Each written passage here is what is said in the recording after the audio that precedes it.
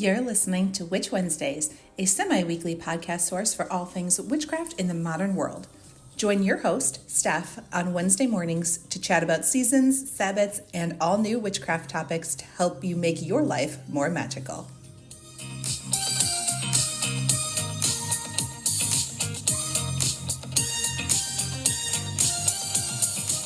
Welcome back to Witch Wednesdays.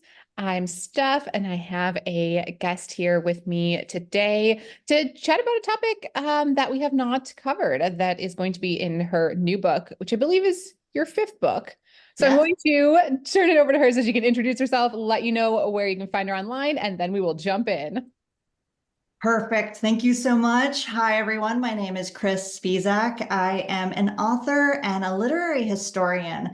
I am someone who is absolutely fascinated about how well-written words and well-told stories can change the world, our personal worlds, world history. There is just so much to explore. And yes, as said, my fifth book is coming out this September 2024. It's called Becoming Baba Yaga, Trickster, Feminist, and Witch of the Woods.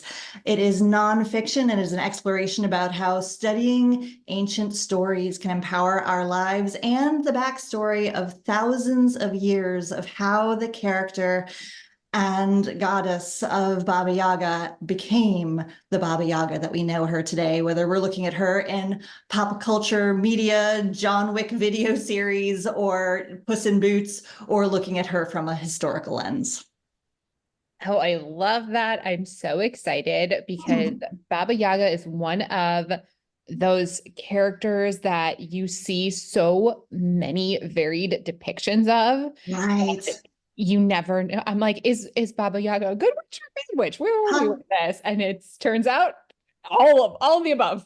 All of the above, exactly. And that's why she's so fascinating. I had so much fun because my fourth book was actually my debut novel. So she was not a character in my novel. It was a dual timeline fiction story going back and forth between the contemporary era and World War II Ukraine. I am Ukrainian. I grew up hearing World War II stories from my grandparents' Ukrainian experience, and that was never a story told in history classes.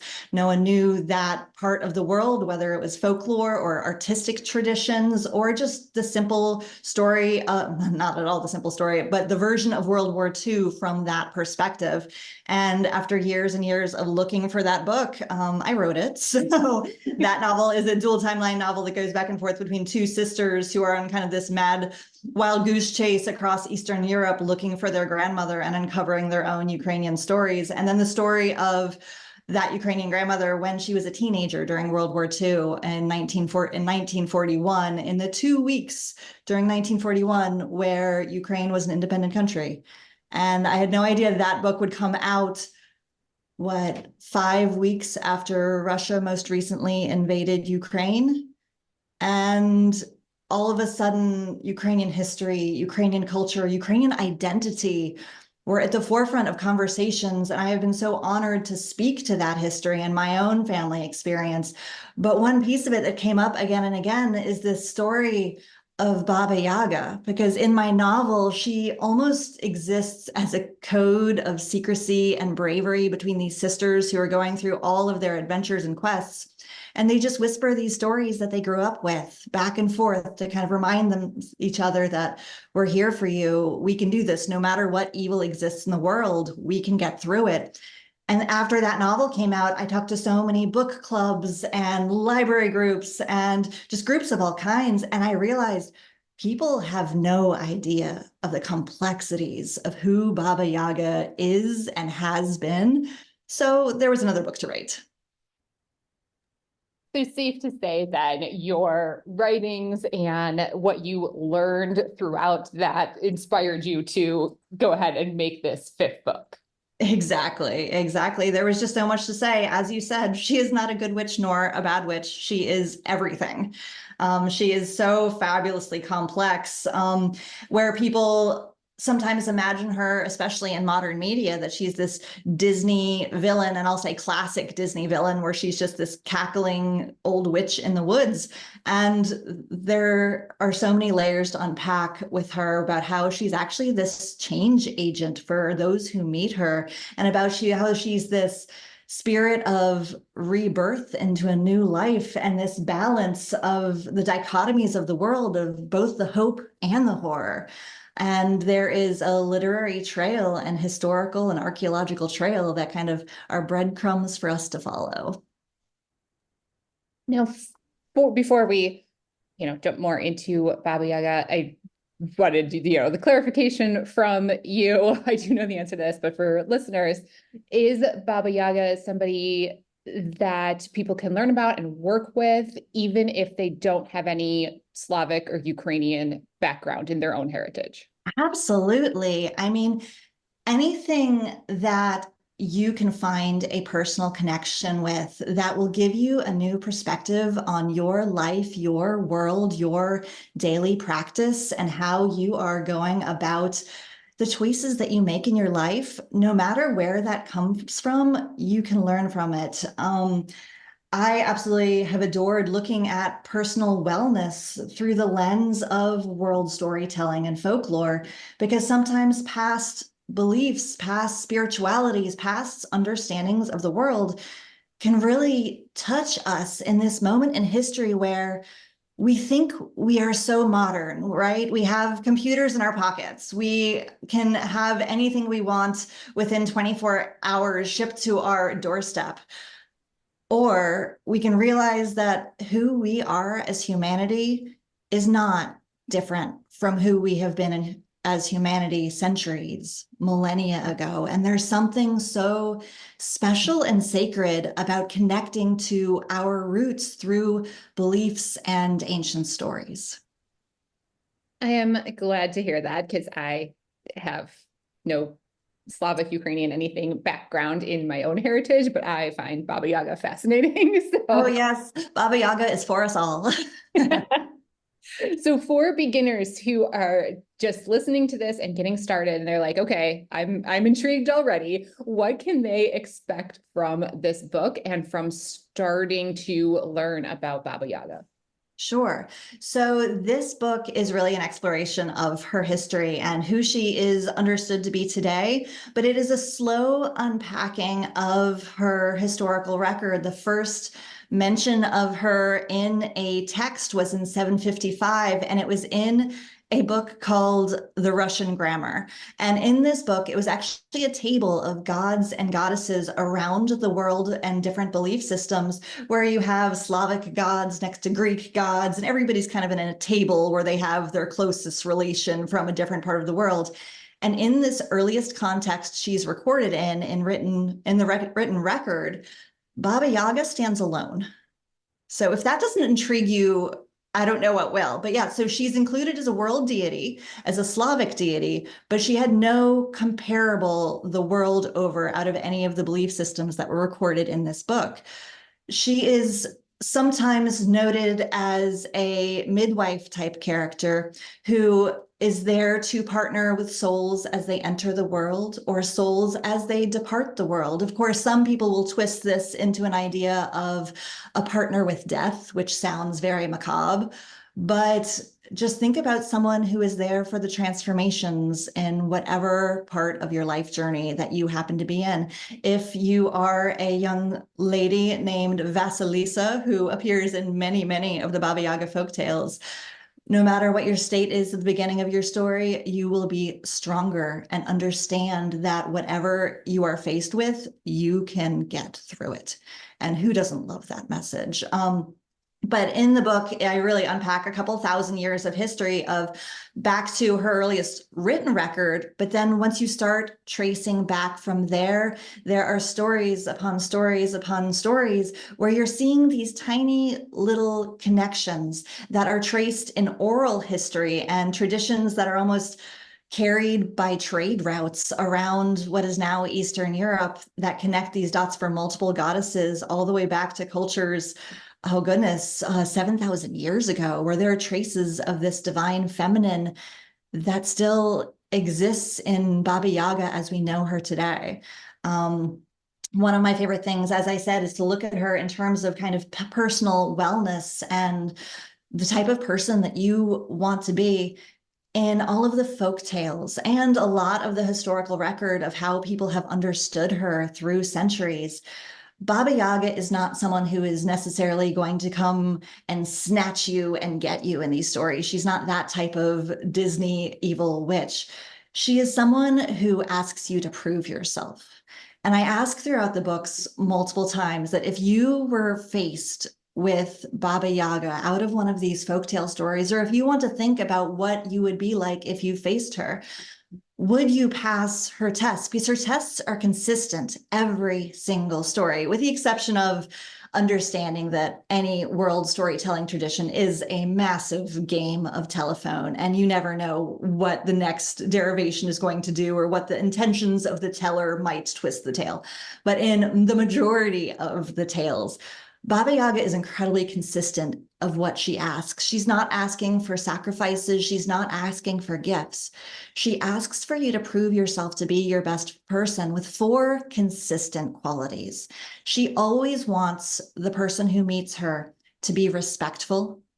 She always wants the person who meets her to be kind-hearted, so kind to those around them and kind to nature around them. She always wants the person who meets her to be a hard worker, to be diligent, not to be daunted by something that might be difficult, but to be willing to take on something difficult. And she always wants the person whom she meets. Oh, I just missed one. So she wants to hardworking, respectful, kind. Oh, excuse me. And she wants that person to be clever. Does this mean that you have to ace all of the tests that you ever took in school? No, she wants this person to be a creative problem solver.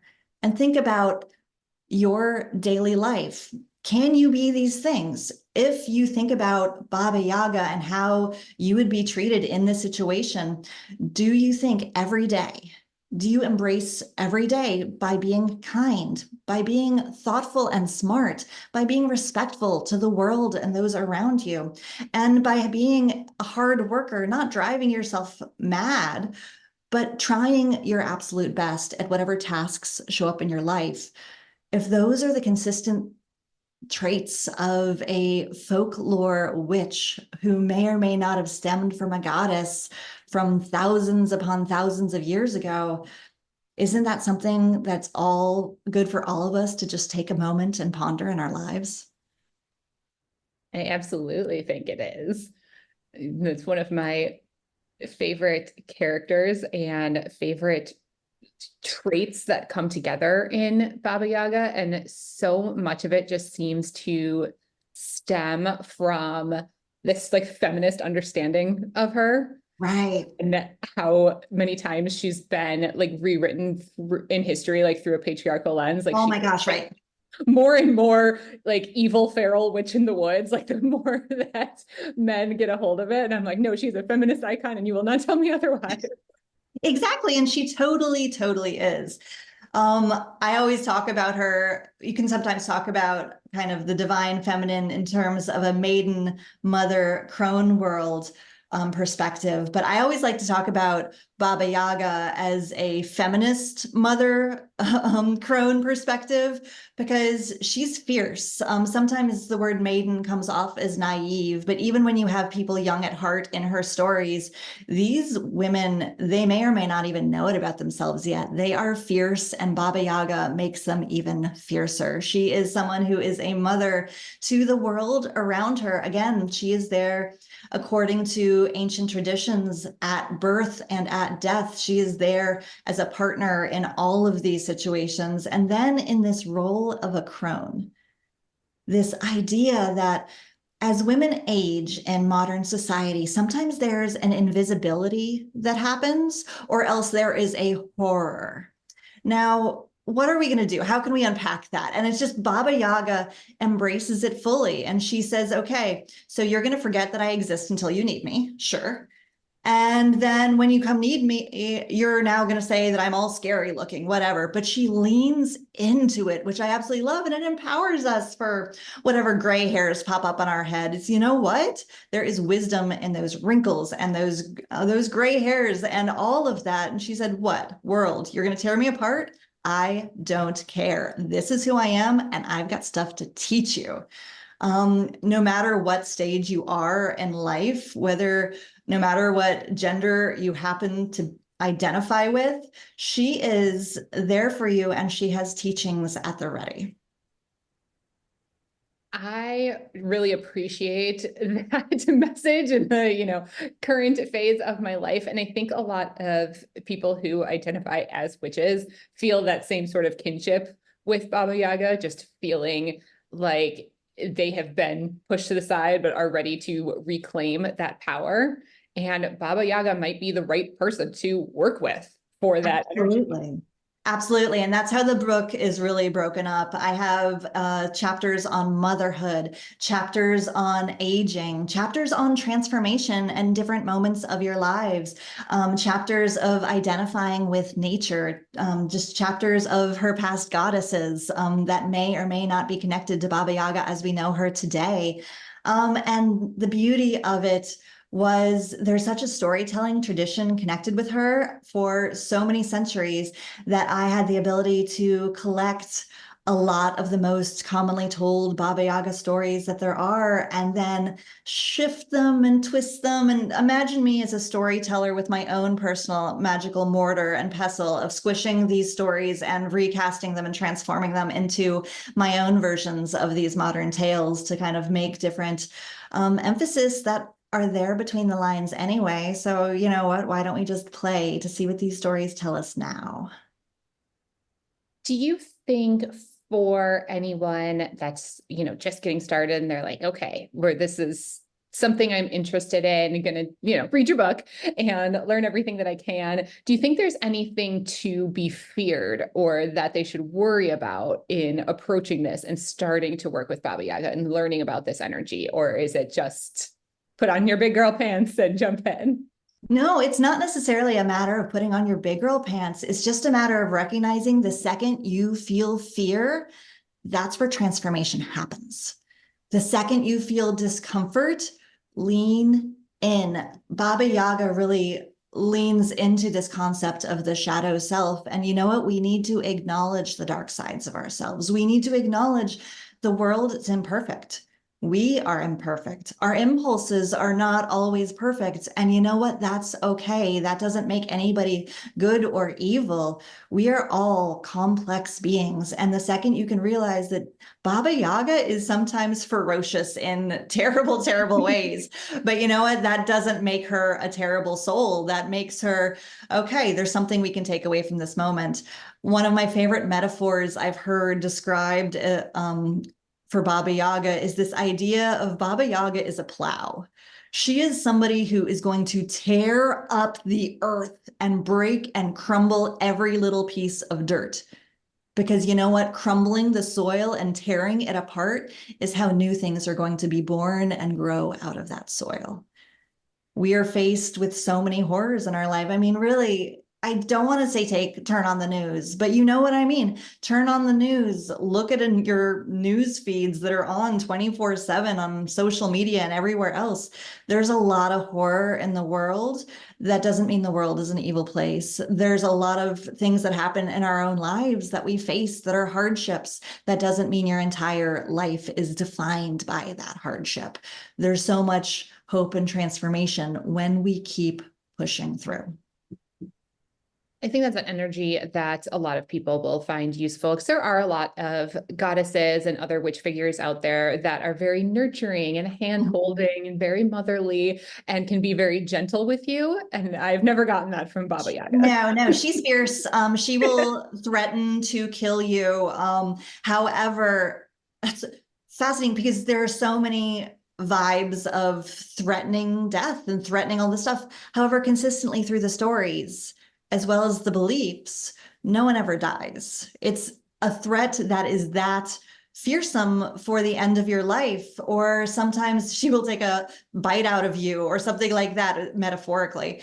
But there's that fear factor. But you know what? How many hard things in your life have you faced where you just honestly had no idea how you were going to get through that moment? Just everybody listening, pause for a second and ponder those moments in your life, whether you were in middle school or older. I mean, what is popping into your mind right now? Whatever that moment is, of the tragedies and the pains that you have lived, did you survive it? If you're here listening to this interview right now, you survived it. And Baba Yaga kind of taps into that same energy.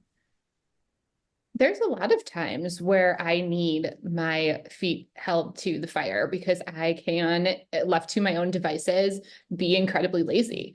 Right. And if I have that very, gentle, nurturing energy, sometimes I will just do nothing. And I need a good Baba Yaga energy in my life to motivate me.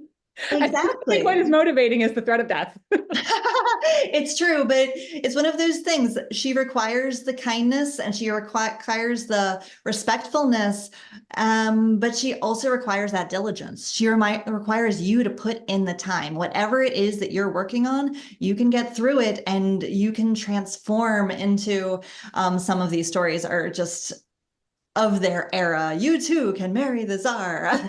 Not really, but it's funny to see the marriage plot of like the classic Grimm tales popping into so many of her stories. But you have to realize, if you look at stories from any world culture, they are also products of their era and products of their culture. And you can see her stories pushing and pulling in different directions in different eras. In the modern era, in really the past 5 years, Baba Yaga has started to pop up in modern media, in film, in books, in music, all over the place.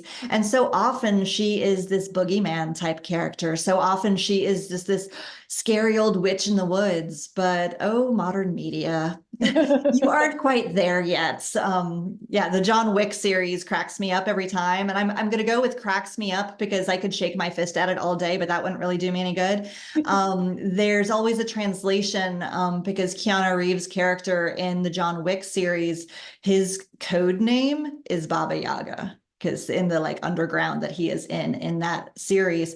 But the translation that always pops up on the screen, it always says Baba Yaga, boogeyman. And I'm just sitting here hand to face. That is, no, that's not Baba Yaga, but okay, Hollywood. Yeah, that happens way too often. Yes. Baba Yaga is not the only strong female that gets that treatment. Oh, yes. This is a whole bigger conversation, but that's why she's so empowering, because she will scream at the world until she is heard. And she reminds us that no matter what is happening around us, we are strong, we are visible, we have power. The fact that she is not a witch that rides around on a broom in classic stories. She is a witch who travels by sitting in a massive mortar, using a pestle like a paddle as she moves through the sky. I mean, think about just the nature of change that happens in a mortar, whether you are grinding wheat berries to make flour and grain, whether you are grinding herbs to make ointments or medicines, or recipes, or you're grinding avocados to make some really yummy guac. I mean, whatever you're doing in that mortar, it's a transformative place. The fact that historically she moves about in a mortar in this little giant bowl of transformation. And there's this history of goddesses hundreds and hundreds of years ago that actually lingered by having a throne that was a mortar. And that's where this one goddess people used to visit her in this area where there was a massive throne that was in the shape of a mortar. And it's like, all of these little breadcrumbs leading us deeper and deeper into the stories and existence of Baba Yaga. She's a change agent and so much more. It is absolutely amazing how many of our modern associations that we have just with witches in general that you see, around Halloween, like come from Baba Yaga. Oh, it's totally true. It's totally true. And there are a lot of horrific descriptions of her from different storytellers. But then you can look into see like, well, why does Baba Yaga have a giant nose in some of these stories? And then you can think, and there are some admittedly anti-Semitic directions that that goes into. However, there are also directions about a goddess from 1,000 years ago that would appreciate offerings in the forest of the freshest of fruits and the most freshly baked breads and this type of stuff, because she wanted to give sustenance to her granddaughters and to the creatures of the woods. So her giant nose was in fact a measure of how much are you actually showing respect? Are you giving some stale old bread from last week, or are you giving something fresh? Because the nose can detect the difference. Are you giving rotten fruit? Or are you giving something that is ripe and freshly picked? The nose knows the difference. And this idea of in so many different traditions, she is blind and she is guided by her nose. All of a sudden you have these, I don't know, Halloween stories where you have this witch with this long, scary, warded nose. It's like, well, that might have been born from somewhere, but there's this bigger story to that nose. I love all of the history that comes along with learning about this. And it's the I, thing, the hardest part of this project was really the knowing when to research. stop, because you could just keep going and digging into archaeological records and digging into different translations and talking to people from different cultures. Because one other thing I always like to emphasize is that so often Baba Yaga is spoken of as a Russian witch. But she is Russian, she is Ukrainian, she is Slovakian, she is name a section of Eastern Europe, and she has some loose connections there. I loved talking to people from all over that region of different ages and saying, well, what stories have you heard? And just to see how far her geographical footprint really reaches. And things are games of telephone where you can tell something changes over time. For example, in Bosnia, there is a witch. I believe her name is Baba Roga. And excuse me, and I apologize for my mispronunciation of that. But she has many of the characteristics of Baba Yaga, except for her house is a little bit more of the Hansel and Gretel Grimm brothers variety, where she gives candy to the children and all of this stuff. But in other ways, she's so very clearly Baba Yaga. So it's interesting to see how, I don't know, my migratory routes and trade routes and just the travel of people change stories too. And that's okay. I don't think there necessarily is one true version of who she is. She exists in so many places, just the relationship between London publishing houses and Russian publishing houses in Moscow and St. Petersburg in the 1800s. That's where the translations came from for the earliest known English translations of Baba Yaga stories. So thus, in so much of English literature, and if you go into bookstores looking for stories about her, she's so frequently called a Russian witch. Well, yeah, they had the publishing deals. That happens, but that's not her whole identity either.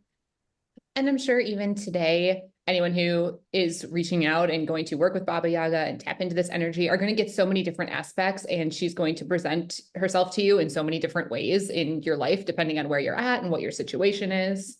Absolutely. Totally true. Not going to be the same for everybody who decides to embrace the Baba Yaga in their life.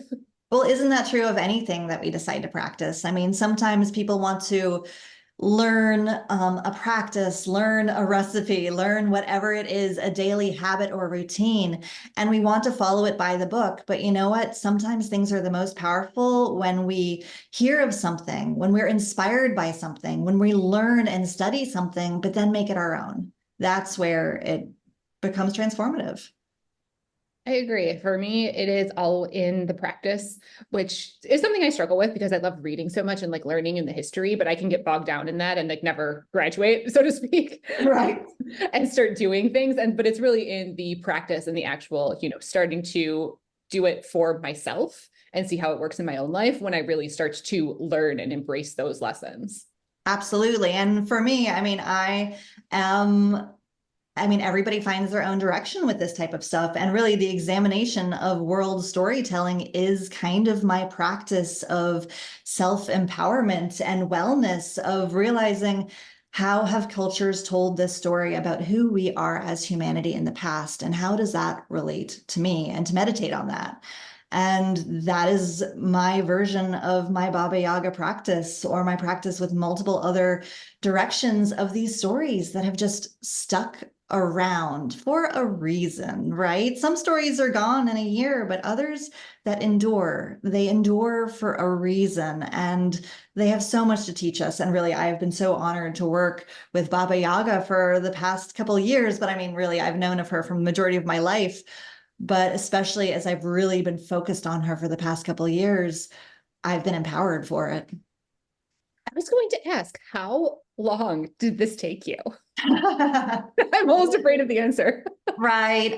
So it really depends on how you could look at it. I like to think of my deep, deep studies into who she is began with the origins of my novel, not necessarily the origins of this book. So you could say that was probably a decade ago when like the first hints of that idea started to come. But really, I grew up in a Ukrainian household where there was this dual existence between a deep, deep Ukrainian Catholic belief. However, at the same time, my grandmother in particular had a deep understanding of the existence of witches and witchcraft and magic. So in my young head, I did not quite understand how these dual realities could exist within one belief system, within one person's ideas. And I remember, and I think it's in my acknowledgments of my book, this moment when I was probably 9, 10 years old. And I'm going to date myself because I had a tape recorder with me. And it was a tape recorder that had tiny little cassettes. If anybody listening remembers to the tape recorders with the tiny little miniature cassettes. And I would put it on my lap at the dinner table with my grandparents. And then I would just pepper my grandmother and all of her friends in the Ukrainian community who we'd be having, she used to have giant dinner parties.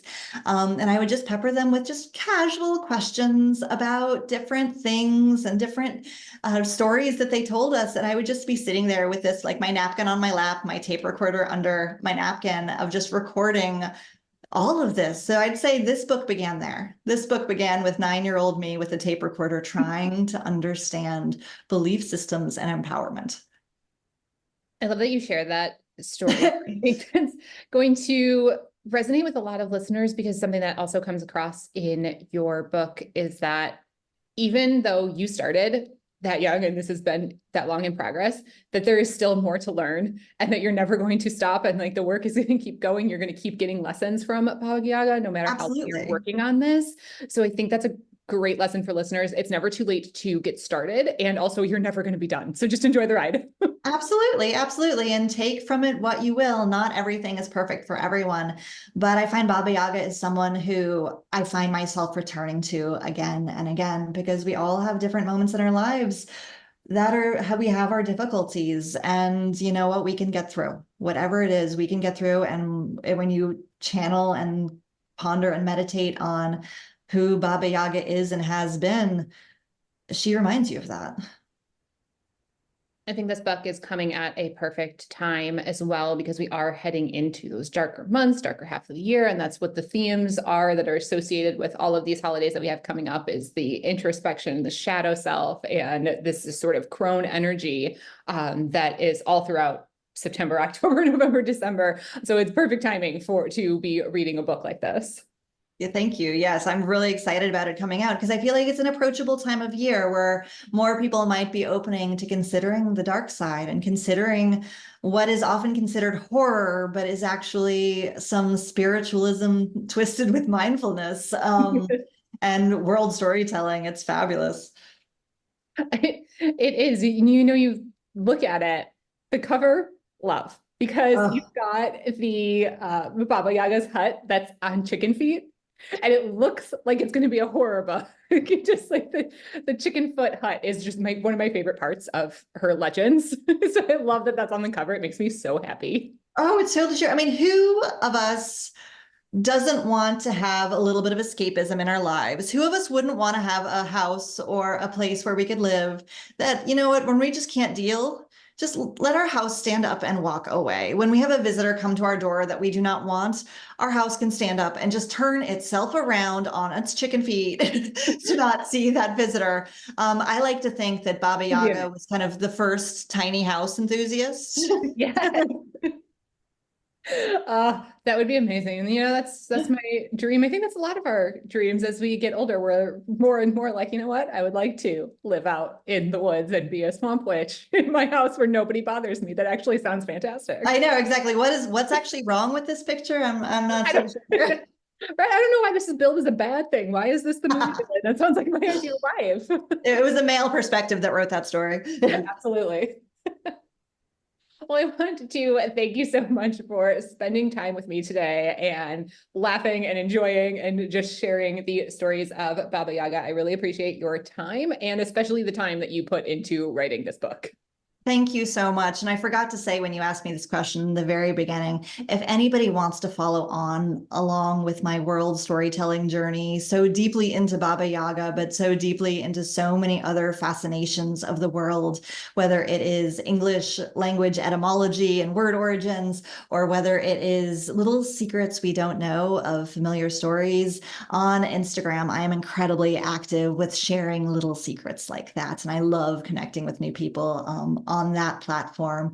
And on there, I am just my name, Kris Spisak, or Kris.Spisak. So it's Kris with a K, Kris .Spisak, Spisak. You can also find me at my website, krisspisak.com, where I dive into the similar things. But whether I have written about empowering language or empowering telling your own life story, which was my third book, or empowering your fiction writing process for those interested in that, that was my second book, or diving into world storytelling, there is so much we can learn when we take the time to try and when we take the time to research. So thank you so much for having me.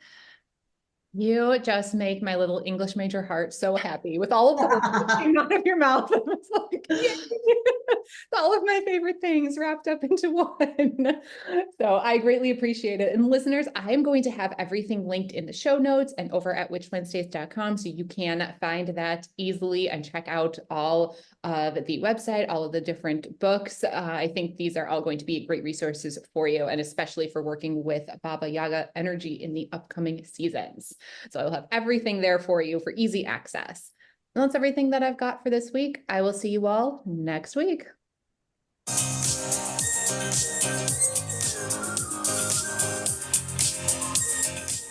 Need even more witchcraft in your life? Subscribe to Witch Wednesdays on Patreon and YouTube for all types of exclusive bonus content like spells, recipes, book reviews, and more, or even order personalized tarot readings and spells. Be sure to follow on Instagram at Witch Wednesdays Podcast, and you can find all these links and more at witchwednesdays.com.